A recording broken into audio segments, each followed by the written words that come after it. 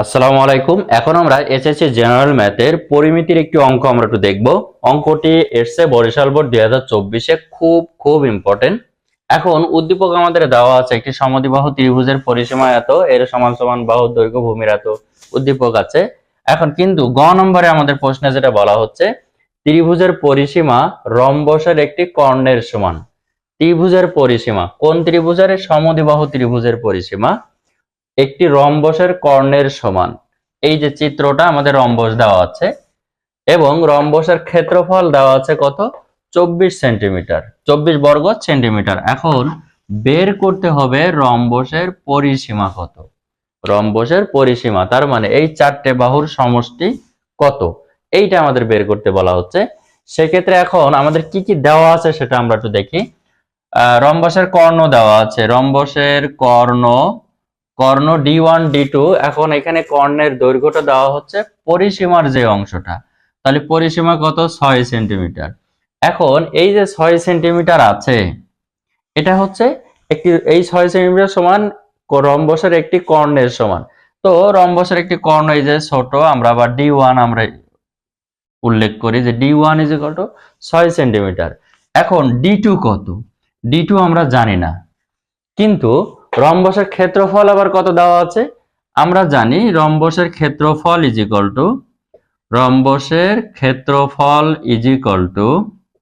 Half into কর্ণদ্বয়ের গুণফল। রম্বসের ক্ষেত্রফল half into কর্ণদ্বয়ের গুণফল। এখন এই যে রম্বসের ক্ষেত্রফল আমাদের দেওয়া আছে 24, হাফ ইন্টু D1 কত? 6। D2 মান আমাদের জানা নাই। এই D2 মান আগে আমরা এখান থেকে বের করে নেব। বের করে নিলে কত হয়? এখানে 3 আর হচ্ছে 8, তাহলে D2 24/3, তার মানে 8। D2 হচ্ছে 8, D2। আর D1 কত ছিল? D1 6। D1 6 আর D2 8। এখন আমরা এখানে তাহলে পেয়ে গেলাম যে কর্ণ, রম্বসের যে দুইটা কর্ণ থাকে, কর্ণ দুইটাই এখন আমাদের হাতে। এখন দুইটা কর্ণ যদি দেওয়া থাকে, সেক্ষেত্রে আমি রম্বসের পরিসীমা আসলে কিভাবে বের করব? পরিসীমা আমি যদি এই কর্ণদ্বয়ের হাফ, মানে কর্ণদ্বয় পরস্পরকে তো ও বিন্দুতে বা সমকোণের সৃষ্টি করে, এখন পরস্পর সমান দ্বিখণ্ডিত করে রম্বসের কর্ণ একটি আরেকটিকে। তাহলে এখন এই রম্বসের অর্থাৎ D1 এর অর্ধেক কত? D1 এর অর্ধেক কি আমি বলতে পারি কিনা যে 3/2 মানে 3, আর D2/2 বলতে পারি কিনা 8/2 তার মানে 4। অর্থাৎ D1 হাফ এটা হচ্ছে 3 আর D2 হাফ 4। তার মানে এই যে D1 এই অংশটা D12 আর এই যে এই অংশটা D2 হাফ। তাহলে এখন এই অংশটা আমি পেলাম কত? 3 আর এই অংশটা 4। এখন আমি যদি AB বের করি, কারণ আমরা জানি যে রম্বসের এই জায়গাটা সমকোণ তৈরি হয়। এখন এই জায়গাটা যদি সমকোণ তৈরি হয়, অবশ্যই আমি অতিভুজের মানে এই অতিভুজ অতিভুজের স্কয়ার এই বাহু আর এই বাহুর স্কয়ারের সমান। তার মানে আমি যদি এই যে সমকোণ, যদি একটা ত্রিভুজ ধরি, সমকোণের অপোজিটটা তো সবসময় অতিভুজ হয়, সমকোণের অপোজিটটা সবসময় অতিভুজ হয়। এখন এই জায়গার এই কোণটা হচ্ছে সমকোণ, তার মানে এই AB বাহুটা অতিভুজ।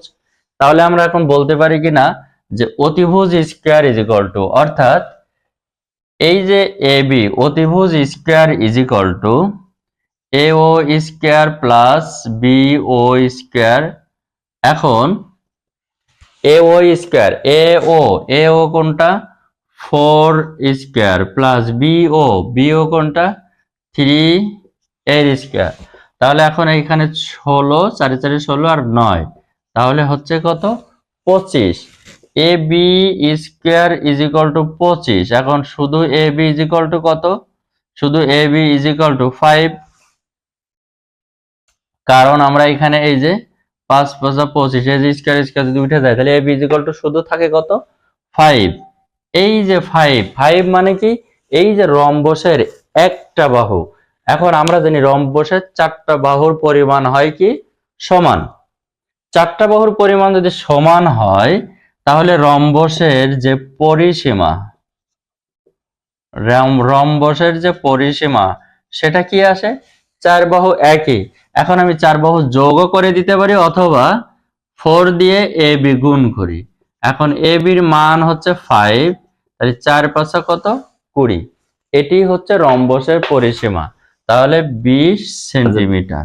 ভিডিওটি ভালো লেগে থাকলে অবশ্যই ভিডিওটি বেশি বেশি শেয়ার করে দাও। এছাড়াও আমাদের ফেসবুক পেজটি লাইক কমেন্ট শেয়ার করো। আর যারা আমাদের ইউটিউব থেকে দেখছো তারা অবশ্যই অবশ্যই আমাদের চ্যানেলটি সাবস্ক্রাইব করে আমাদের পাশে থাকো, তাহলে এই ধরনের যে যাবতীয় অঙ্ক খুব সহজেই তোমরা পেয়ে যাবে। আরেকটা বিষয় হচ্ছে আমাদের এই অঙ্কের ডেসক্রিপশন বক্সে ক এবং খ নম্বরের প্রশ্ন দেওয়া থাকবে, তোমরা চাইলে সেটা দেখে নিতে পারো। তো দেখা হচ্ছে আমাদের পরবর্তী কোনো ভিডিওতে। সে পর্যন্ত সবাই ভালো থাকো, সুস্থ থাকো, খোদা হাফেজ।